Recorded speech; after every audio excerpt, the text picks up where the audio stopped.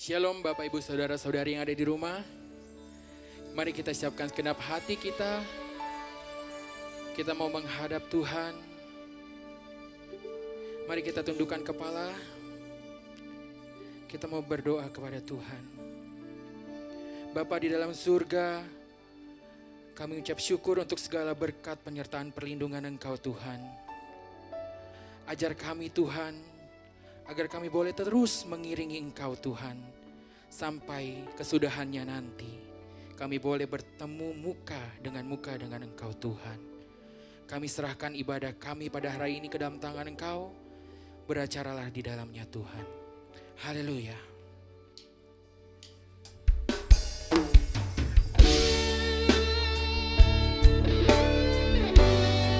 Terima kasih Tuhan.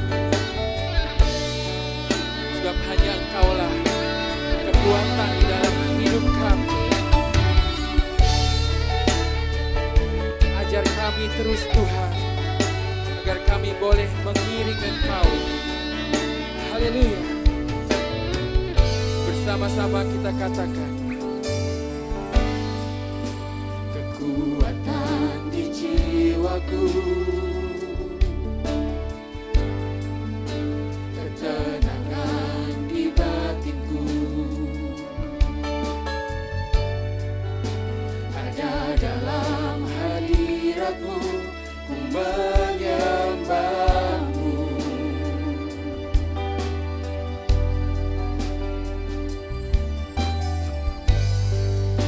Tersungkurku di kaki-Mu, rasakan hadirat-Mu. Takkan ku melepaskan-Mu, oh cahaya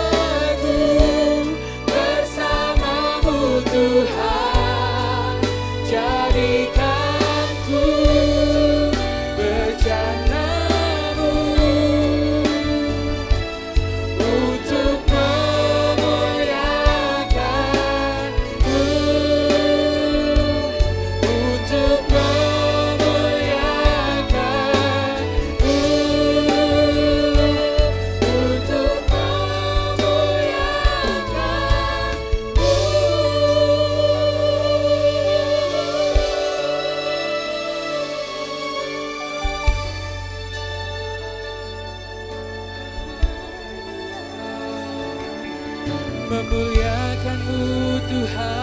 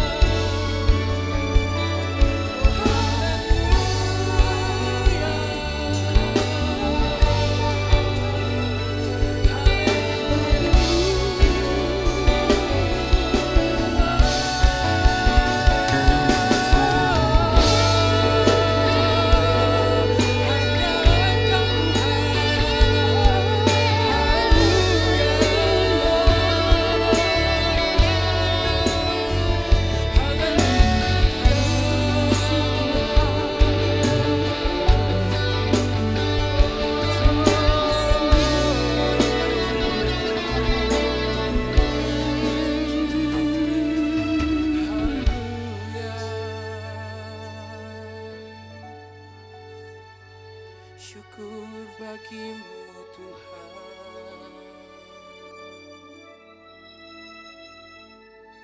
Terima kasih Tuhan. Kami siap memuji dan memuliakan nama-Mu. Bersama-sama yang siap memuji Tuhan, kita katakan amin. Bapak Ibu, saya undang kita semua untuk bangkit berdiri. Kita mau bersuka cita lebih lagi bagi Tuhan. Kita angkat pujian ini, nyanyikan nyanyian baru bagi Tuhan. Haleluya. Mari Bapak Ibu, kita bertepuk tangan bersama.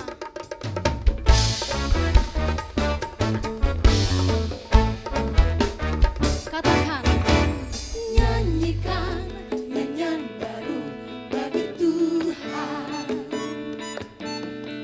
Nyata terbukti kasih setianya.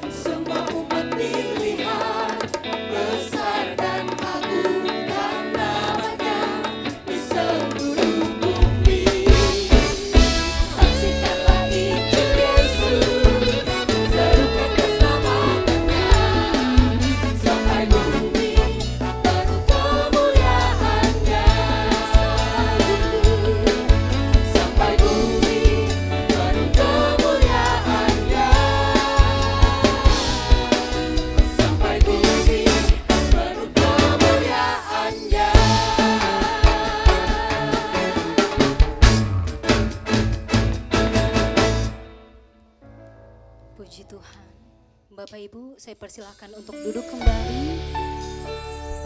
Kita mau masuk dalam kebenaran firman Tuhan. Kita angkat pujian ini.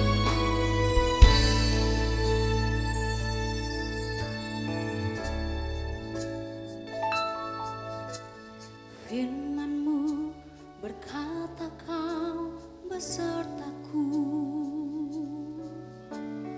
maka kuat roh dan jiwaku. Tangan-Mu Tuhan selalu ku nantikan, di setiap langkah ku percaya. Dengan sayap-Mu ku akan terbang tinggi di tengah badai hidup. Ku tak menyerah, Kau kekuatan dan perlindungan bagiku, pertolonganku di tempat maha tinggi. Ku mengangkat tanganku, aku berserah, Kau ku nantikan, Kau yang ku sembah, Yesusku, Rajaku. Kembali Bapak Ibu kita katakan pujian ini. Firman-Mu berkata Engkau beserta dengan kami. Firman-Mu berkata Kau besertaku, maka kuat roh dan jiwaku. Tangan-Mu Tuhan selalu ku nantikan,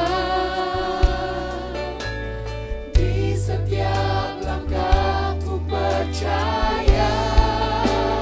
Dengan sayap-Mu ku akan terbang tinggi di tengah badai hidup. Ku tak menyerah, Kau kekuatan dan perlindungan bagiku, pertolongan-Mu di tempat maha tinggi. Ku mengangkat tanganku, aku berserah, Kau ku nantikan, Kau yang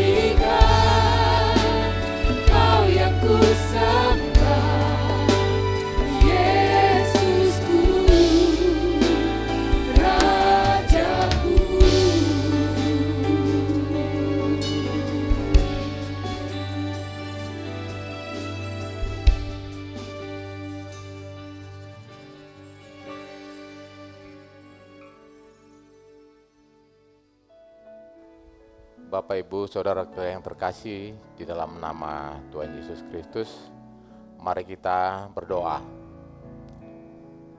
Bapa kami yang bertahta di dalam kerajaan surga, pagi ini kami datang lagi ya Bapa ke hadapan-Mu ya Bapa. Kami duduk diam di kaki-Mu, ingin mendengarkan kebenaran firman-Mu ya Bapa. Bukakan hati dan pikiran kami ya Bapa. Mampukan kami untuk bisa mengerti akan kebenaran firman-Mu. Khususnya hamba-Mu, berikan hikmat marifat baginya, agar ia mampu menyampaikan isi hati-Mu. Terima kasih ya Bapa, ampuni segala kekurangan kelemahan kami, dosa pelanggaran kami yang tidak sesuai dengan kehendak-Mu. Kami mohon ampun ya Bapa. Terima kasih ya Bapa. Di dalam nama Tuhan Yesus kami berdoa dan mengucap syukur. Haleluya. Amin. Silakan Bapak Ibu mengambil duduk tempat untuk kita bisa mendengarkan kebenaran firman Tuhan. Shalom Bapak Ibu Saudaraku yang terkasih di dalam Tuhan Yesus Kristus. Pagi ini kita akan kembali mendengarkan kebenaran firman Tuhan. Pagi ini saya mengambil tema mewujudkan kerajaan Allah.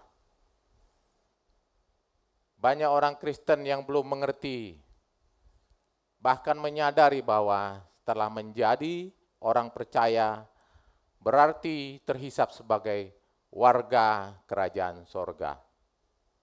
Atau tepatnya menjadi anggota keluarga kerajaan Allah. Tetapi menjadi warga kerajaan Allah bukanlah sifatnya permanen atau tetap Bapak Ibu Saudaraku. Jangan berpikir kalau kita sudah menjadi orang Kristen, maka kita otomatis pasti masuk surga. Kita lihat dalam Alkitab terbukti orang-orang yang sudah berseru kepada Tuhan Yesus ditolak oleh Tuhan Yesus, sebab mereka tidak melakukan kehendak Bapa. Jadi kalau dikatakan orang Kristen menjadi anggota kerajaan Allah tersebut, sangat sedih Bapak Ibu Saudaraku sekalian, karena masih banyak orang Kristen yang merasa bahwa keselamatan adalah tiket gratis untuk masuk surga. Padahal yang benar, keselamatan adalah tiket gratis untuk kita belajar kebenaran firman Tuhan. Oleh sebab itu, sudah waktunya kita memiliki tiket tersebut agar kita tidak tertolak dari surga.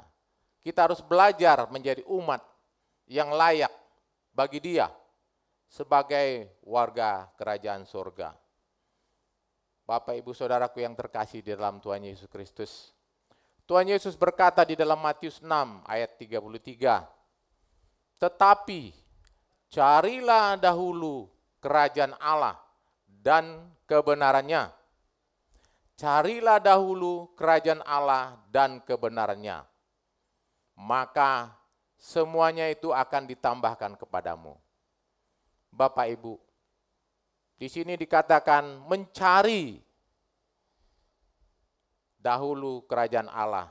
Artinya, di sini ada usaha kita bagaimana untuk bisa menjadi warga kerajaan sorga yang baik. Ini merupakan panggilan Bapak Ibu. Panggilan kita untuk bisa masuk menjadi warga kerajaan sorga. Bapak Ibu, ini hal yang sangat penting. Sangat penting bagi kita orang Kristen. Lebih penting ini daripada karir, pangkat, jabatan, harta, kekayaan yang kita miliki, dan apapun segala sesuatu. Mencari dahulu kerajaan Allah ini yang utama. Oleh sebab itu, kita harus berusaha agar menjadi orang Kristen yang dilayakkan, menjadi permanen residen di kerajaan surga. Bapak Ibu, Tuhan Yesus mengajarkan kalimat dalam doa Bapa kami. Datanglah kerajaanmu. Kalimat ini mengandung panggilan Bapak Ibu. Panggilan bagi kita untuk hidup sebagai warga kerajaan sorga. Menjadi warga kerajaan Allah yang baik. Artinya apa Bapak Ibu Saudaraku? Mewujudkan pemerintahan Allah di dalam hidup kita secara konkret. Ini yang harus kita lakukan secara konkret, bukan hanya dalam nalar kita Bapak Ibu Saudaraku. Jadi mewujudkan pemerintahan kerajaan Allah di dalam hidup kita secara konkret artinya bahwa Tuhan mengatur hidup kita, Tuhan mengendalikan hidup kita sesuai dengan kehendak-Nya. Sebab Tuhanlah yang menjadi kepala daripada pemerintahan itu. Kepala daripada kerajaan itu.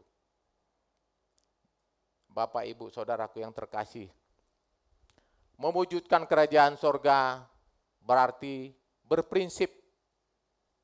Seperti Tuhan Yesus katakan di dalam Yohanes 4 ayat 34. Orang yang hidup dalam pemerintahan kerajaan Allah pasti bergaya hidup seperti Tuhan Yesus dengan prinsip makananku ialah melakukan kehendak Dia yang mengutus aku dan menyelesaikan pekerjaannya. Jadi Tuhan Yesus sebagai anak melakukan tugas yang diberikan oleh Bapaknya, yaitu melakukan kehendak Bapa dan menyelesaikan rencana besar Bapa. Oleh sebab itu kita sebagai orang yang percaya, yang hidup dalam pemerintahan kerajaan Allah, pasti bergaya hidup seperti gaya hidupnya Tuhan Yesus. Ini prinsip daripada Tuhan Yesus yang harus kita ikuti. Hal inilah yang membedakan kita untuk sama seperti kerajaan sorga. Kita beda sekali dengan orang dunia. Oleh sebab itu, Bapak, Ibu, Saudaraku yang terkasih, orang yang percaya, yang hidup di dalam mewujudkan pemerintahan kerajaan Allah di dalam hidupnya, ditandai dengan kesediaan kita untuk tidak mengikuti kesenangan kita. Bapak, Ibu, Saudara yang terkasih, kalau dulu kita sebelum menjadi orang-orang yang percaya dengan sungguh-sungguh, kita masih hidup di bawah pemerintahan kerajaan kita sendiri. Kita sendiri yang menjadi rajanya, kita sendiri yang menjadi kepala pemerintahannya. Itu sebabnya kita merasa bebas melakukan apapun yang kita ingini. Kita merasa bebas melakukan segala yang kita ingini. Kita berharap akan memperoleh kebahagiaan. Tapi ternyata cara hidup seperti ini, kita sedang ada dalam pemerintahan kerajaan iblis. Kita suka-suka sendiri. Ini artinya kita di bawah kendali iblis. Suka-suka sendiri ini menyangkut penggunaan lidah kita. Kita ngomong sembarangan, menyangkut sikap perilaku kita, tindak tanduk kita, penggunaan uang yang Tuhan berkati bagi kita, kita sembarangan kita gunakan hanya untuk kepentingan diri kita. Bahkan tenaga kita pun kita habiskan hanya untuk hobi kita, untuk kepentingan diri kita, dan lain sebagainya.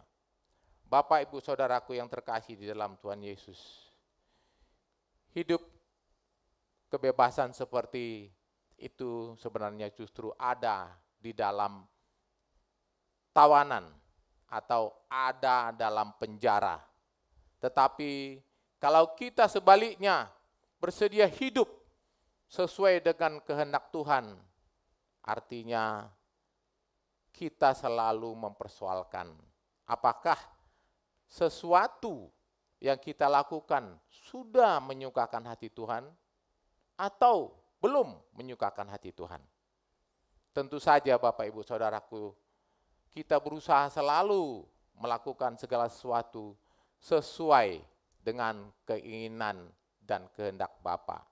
Dengan demikian, Bapak Ibu Saudaraku, maka kita menjadi terbelenggu, terpenjara oleh Tuhan.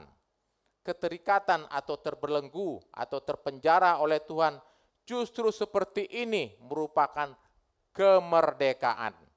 Kemerdekaan yang sejati. Kita merdeka dari dunia ini, Bapak Ibu Saudaraku.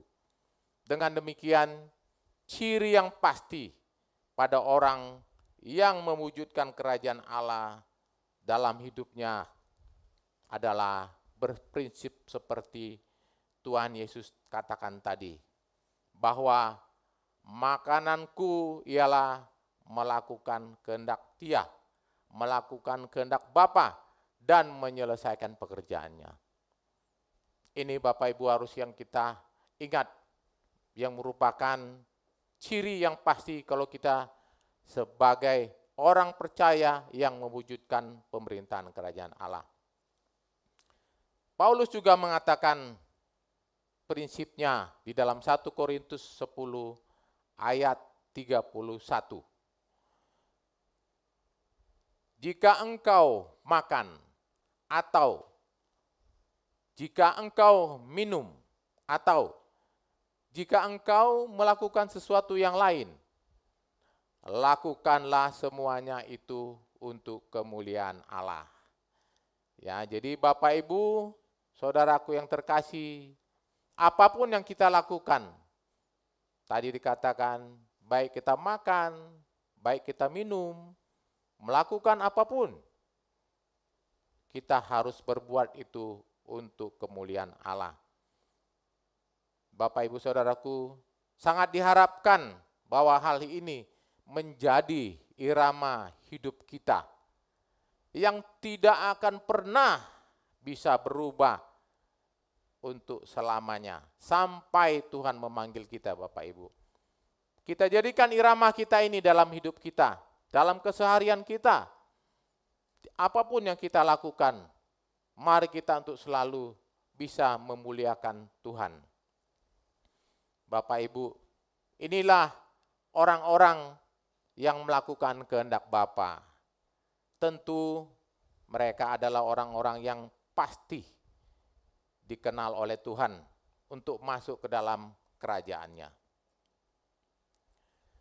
Paulus juga memberi ciri-ciri kerajaan Allah tersebut yang tertulis di dalam Roma 14 ayat 17.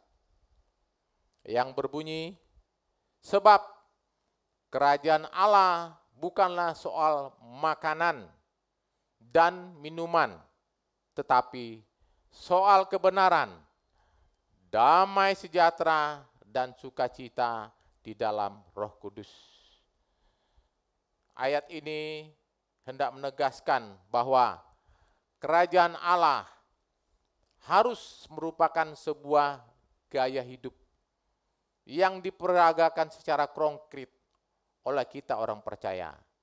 Jadi gaya hidup, tadi kita mengatakan, Paulus mengatakan baik makan atau minum, atau melakukan segala sesuatu yang lain, ya, kita memuliakan Tuhan. Demikian juga ayat ini hendak menegaskan bahwa kerajaan Allah harus merupakan gaya hidup yang diperagakan secara konkret. Oleh sebab itu, harusnya kita sungguh-sungguh menekankan perkara-perkara rohani dan tidak menekankan pemenuhan kebutuhan jasmani. Perkara-perkara rohani adalah kebenaran, damai sejahtera, dan sukacita oleh Roh Kudus. Kebutuhan jasmani tidak boleh menjadi prioritas dalam kehidupan orang percaya. Bukan berarti kebutuhan jasmani kita abaikan, Bapak Ibu. Tetap kita harus bekerja keras, kita harus bertanggung jawab terhadap diri kita dengan bekerja, supaya kita tidak menjadi beban bagi orang lain. Bahkan dengan kita bertanggung jawab, bisa menjadi berkat bagi orang lain. Paulus menunjukkan bagaimana memandang hal pemenuhan hidup tersebut dengan pernyataan di dalam 1 Timotius 6 ayat 8. Dinyatakan asal ada makanan dan pakaian cukuplah. Jadi asal ada makanan dan pakaian cukuplah. Terkesan pernyataan Paulus ini berlebihan. Padahal sebenarnya tidak, Bapak Ibu Saudaraku sekalian. Tuhan melalui ayat ini menghendaki bahwa kita harus berpadan dengan apa yang ada. Sehingga fokus kita, fokus hidup kita hanya kepada kerajaan Allah saja. Oleh sebab itu, lebih dari pakaian yang sedang kita kenakan dan makanan untuk kebutuhan jasmani secara pantas, semua yang kita miliki rela kita gunakan untuk Tuhan. Jadi, bagaimana mewujudkan pemberitaan kerajaan Allah dalam hidup ini? Inilah gaya hidup yang harus kita lakukan, Bapak Ibu Saudaraku sekalian.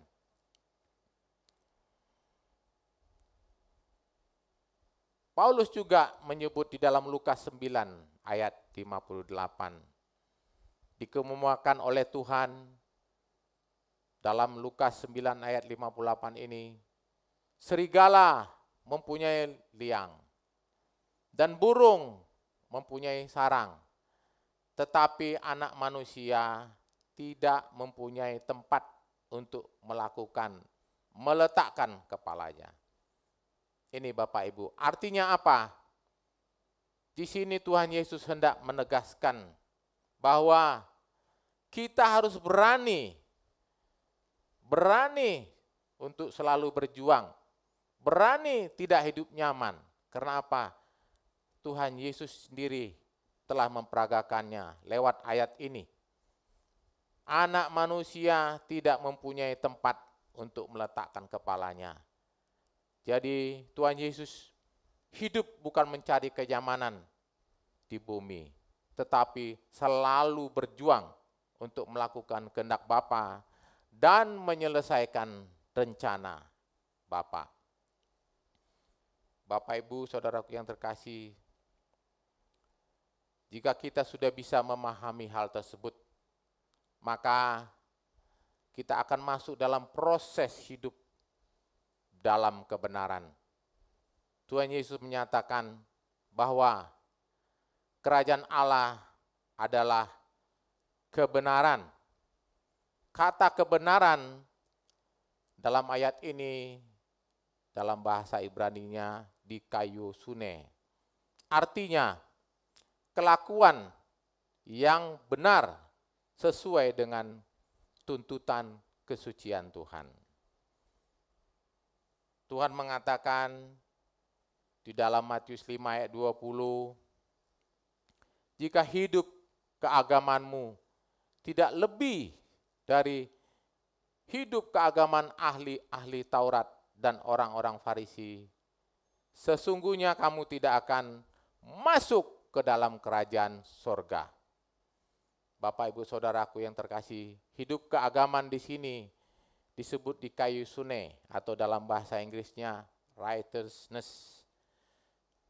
Jadi ini merupakan kelakuan yang benar yang sesuai dengan tuntutan kesucian Tuhan.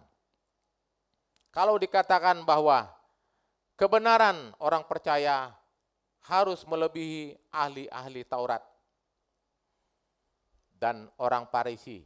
Maksudnya Bapak Ibu Saudaraku adalah bahwa orang-orang percaya harus memiliki gaya hidupnya sebagai warga kerajaan sorga yang baik, yang melebihi tokoh-tokoh agama tersebut. Ya, jadi kita harus melebihi sebagai orang percaya, kita harus melebihi ahli-ahli Taurat, orang-orang Farisi. Ini berarti bahwa orang percaya bukan saja bisa berbuat baik sesuai dengan hukum, melakukan hukum-hukum saja secara umum, tetapi kita bisa berbuat segala sesuatu sesuai dengan pikiran perasaan Tuhan. Bapak, Ibu, saudaraku yang terkasih, sesuai dengan pikiran perasaan Tuhan. Kalau ahli Taurat dan orang Farisi hanya bisa melakukan hukum-hukum, maka kita sebagai orang percaya harus berprinsip, the Lord is my law. Jadi kita ada lebih, tidak hanya bisa melakukan hukum-hukum, tetapi the Lord is my law. Kebenaran itu yang kita hidupkan di dalam hidup kita. Kita hidup dengan batinia kita yang selalu diasah dengan kebenaran firman Tuhan. Ini sebuah kehidupan yang dikendalikan dan dikontrol oleh Tuhan sendiri. Maka dengan demikian pemerintahan kerajaan Allah dapat terwujud di dalam kehidupan orang percaya. Bapak, Ibu, saudaraku yang terkasih, untuk bisa melakukan segala sesuatu sesuai dengan pikiran dan perasaan Tuhan, kita harus cerdas. Tidak bisa tidak, Bapak Ibu. Kita harus punya kecerdasan. Kalau kita sebut kecerdasan rohani. Spiritual kita harus cerdas. Untuk menjadi seorang yang cerdas, tidak ada jalan. Kita harus mengerti kebenaran Alkitab. Kita harus mengerti Injil yang diajarkan oleh Tuhan Yesus. Oleh sebab itu, Bapak, Ibu, saudaraku yang terkasih,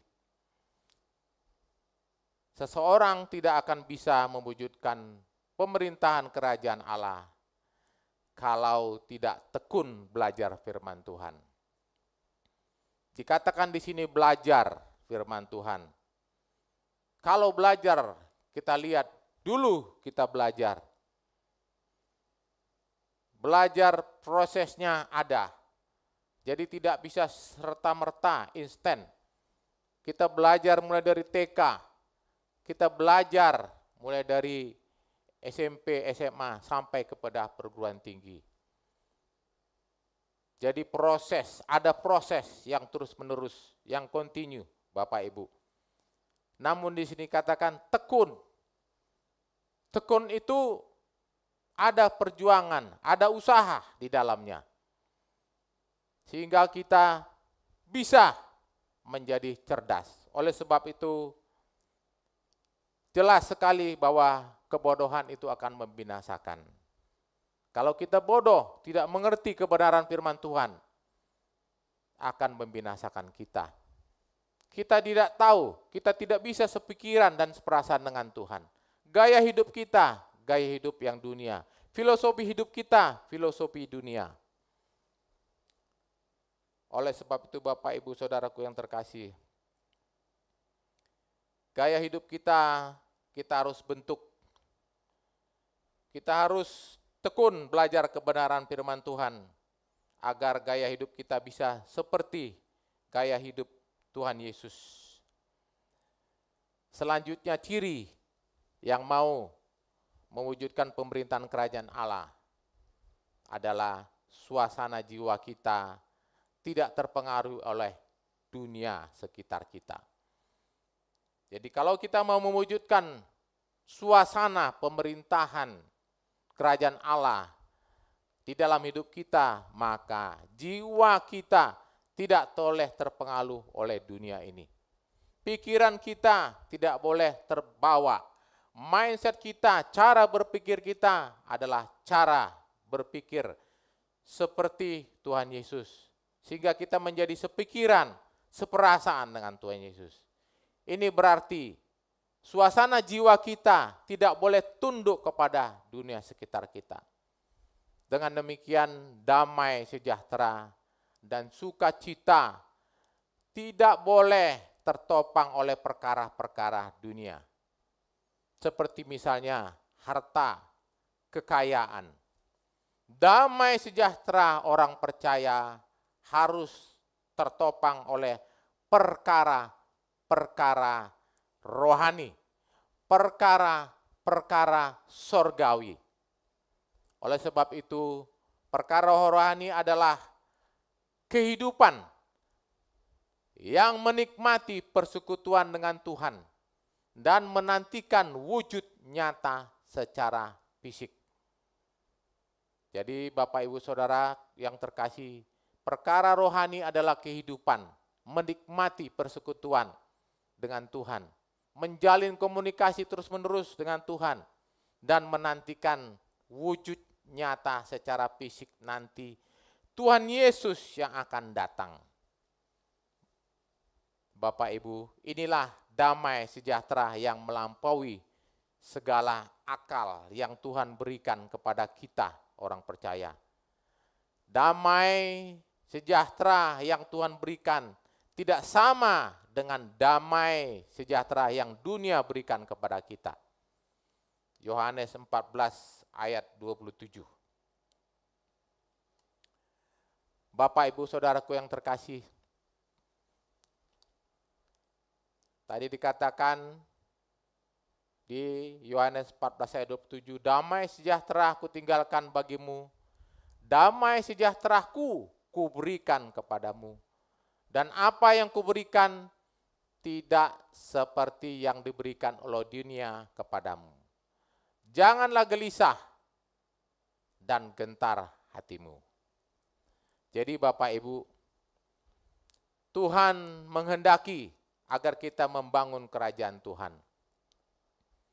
Tuhan menghendaki agar kita menghadirkan kerajaan Tuhan. Artinya, suasana pemerintahan kerajaan Allah harus hadir di dalam hidup kita. Suasana pemerintahan kerajaan Allah adalah jiwa.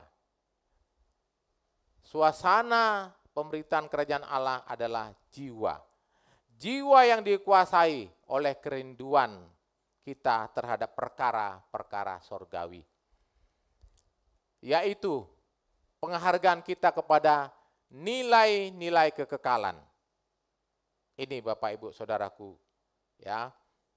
Kita harus menghargai nilai-nilai kekekalan, bukan nilai-nilai duniawi. Oleh sebab itu, Tuhan Yesus mengatakan di dalam Matius 6 ayat 19 sampai 20. Janganlah kamu mengumpulkan harta di bumi.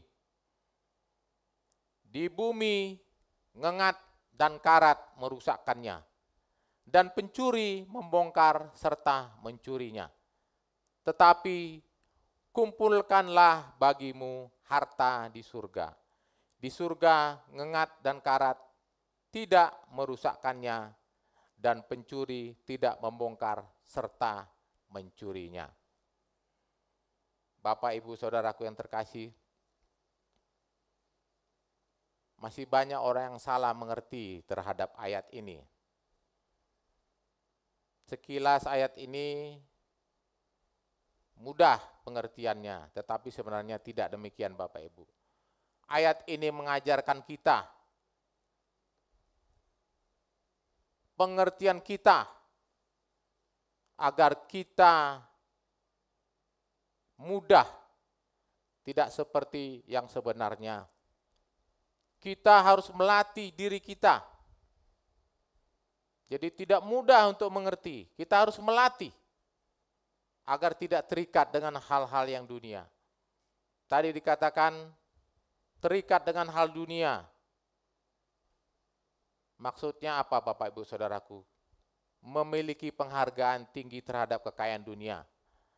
Jadi kita sama saja memberi penghargaan tertinggi, sama saja kita menyembah iblis.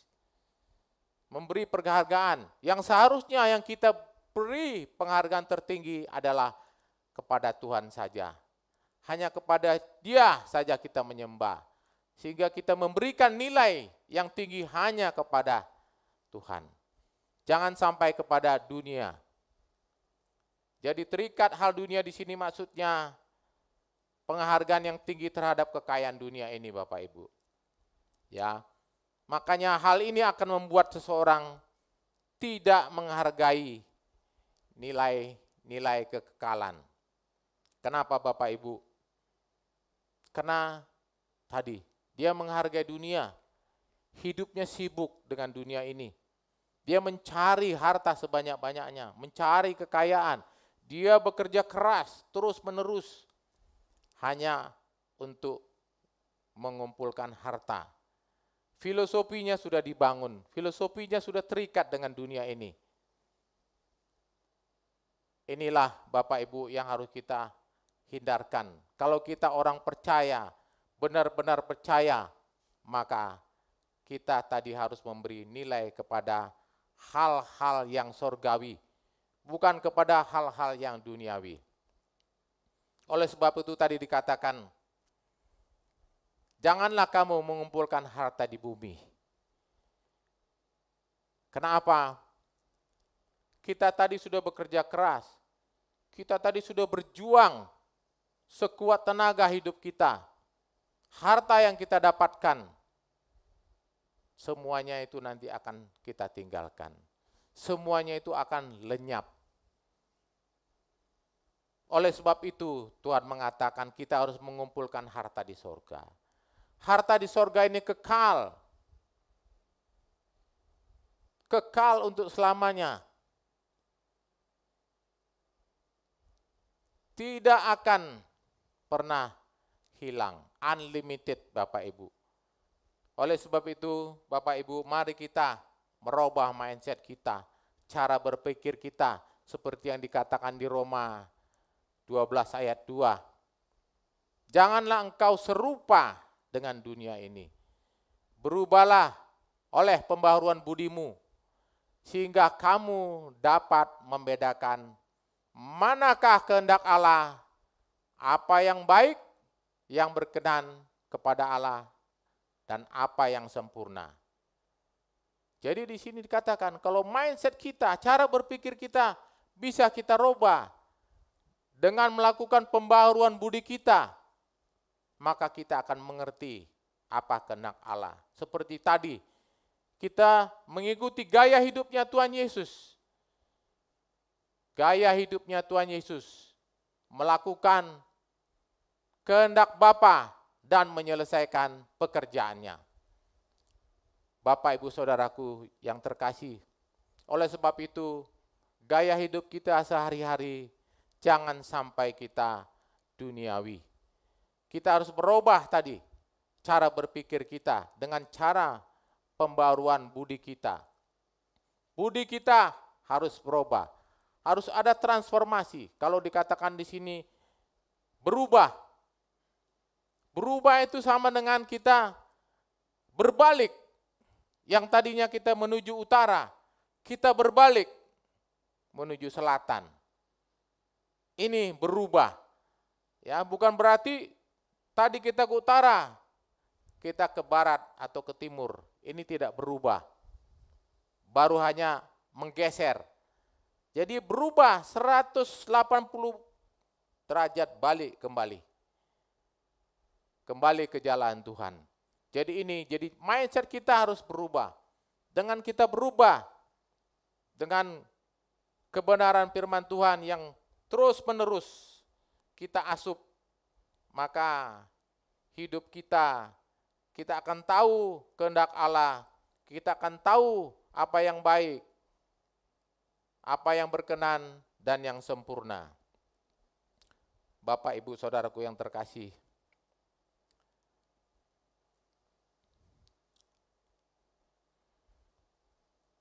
Bapa Sorgawi memiliki kerajaan yang permanen. Untuk itu, kita juga harus mencari harta atau tempat tinggal yang permanen. Iblis menawarkan harta yang tidak permanen. Lukas 4 ayat 5 sampai 8. Di situ dikatakan, tetapi Tuhan menawarkan harta yang permanen. Jadi Bapak Ibu, jangan terkecoh. Kita harus mempercayai Tuhan. Bahwa Tuhan di atas segalanya. Kita harus mempercayai perkataan Tuhan itu benar. Untuk ini maka mata pengertian kita harus dibukakan. Untuk bisa melihat nilai-nilai kekekalan.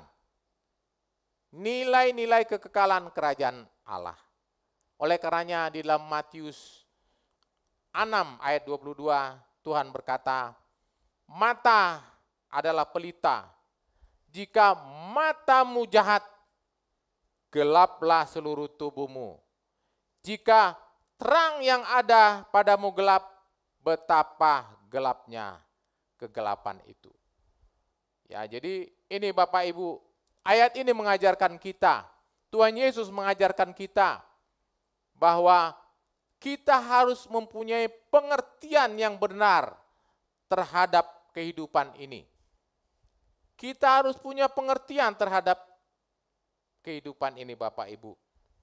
Jadi kebenaran dalam kehidupan ini kita bisa mengerti sehingga kita akan hidup dengan benar. Hidup kita tidak akan suka-suka. Hidup kita tidak akan ngawur. Kenapa Bapak Ibu? Karena kita mengutamakan perkara-perkara yang surgawi Bapak Ibu. Berkenaan dengan hal ini, Paulus juga mengatakan, karena itu, kalau kamu dibangkitkan bersama dengan Kristus, carilah perkara yang di atas, di mana Kristus ada, duduk di sebelah kanan Allah. Pikirkanlah perkara yang di atas, bukan di bumi. Sebab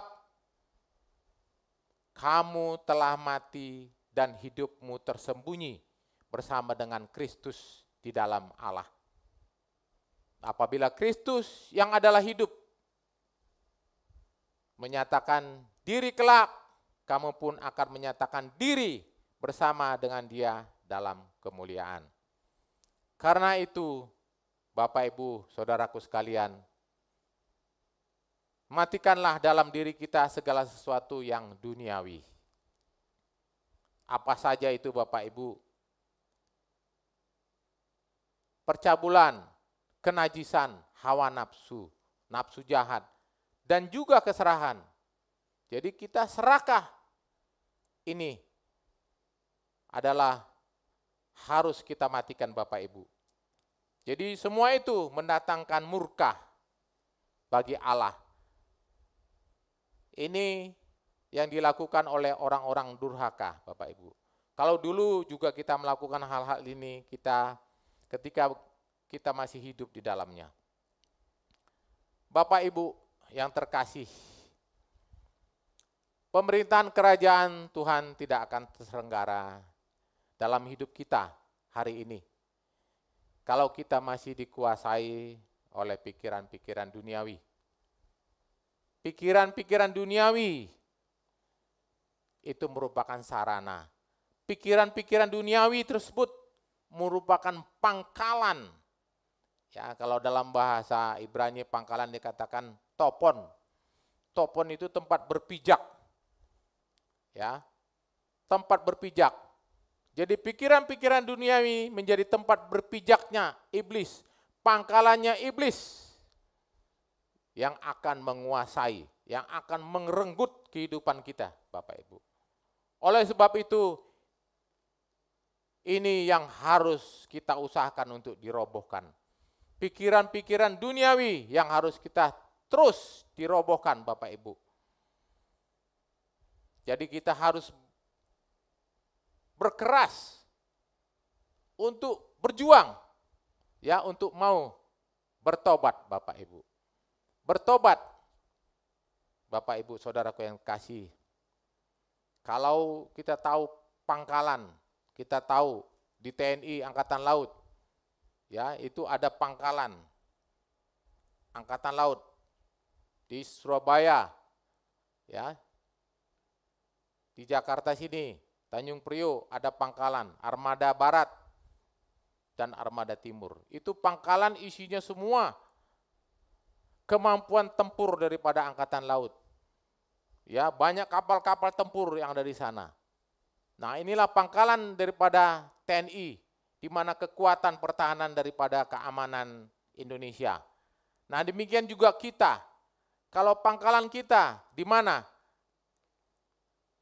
Adalah dalam kehidupan kita. Di dalam jiwa kita ini, hati kita ini pangkalan. Jadi kalau pangkalan kita, hati kita ini sudah dikuasai sama iblis, maka niscaya kita akan jatuh. Oleh sebab itu Bapak Ibu, di Yakobus 4 ayat 4, Tuhan mengingatkan kita bahwa persahabatan dengan dunia menjadikan diri kita musuh Allah. Persahabatan dengan dunia menjadikan diri kita musuh Allah. Oleh sebab itu Bapak Ibu Saudaraku yang terkasih dalam Tuhan Yesus, kalau pemerintahan kerajaan Tuhan tidak terselenggara dalam hidup kita, maka kita tidak akan pernah mengalami, kita tidak akan pernah memiliki Tuhan di dalam kekekalan nanti. Kalau kita tidak mengikat persahabatan dengan Tuhan sejak hari ini Bapak Ibu. Jadi mulai sejak hari ini mari kita mengikat persahabatan kita dengan Tuhan. Bukan mengikat persahabatan kita dengan iblis, memberikan tempat, memberikan pangkalan kepada iblis. Bapak Ibu, dengan kita mengalami persahabatan dengan Tuhan selamanya, maka kita akan memiliki tempat. Kita akan mengalami pemerintahan kerajaan Allah di dalam kehidupan kita. Oleh sebab itu, marilah kita senantiasa dengan teguh, dengan kejuangan yang kuat untuk senantiasa mengikat persahabatan dengan Tuhan, supaya kita akan mengalami persahabatan dengan Tuhan selamanya. Amin. Tuhan Yesus memberkati. Mari kita berdoa, Bapak Ibu. Terima kasih ya Bapak buat kebenaran firman-Mu yang telah disampaikan. Biarlah kebenaran firman-Mu ini dapat menjadikan teladan bagi kami, dapat menjadikan pedoman bagi kami dalam kehidupan kami hari demi hari. Terima kasih ya Bapa, di dalam nama Tuhan Yesus kami berdoa. Haleluya. Amin.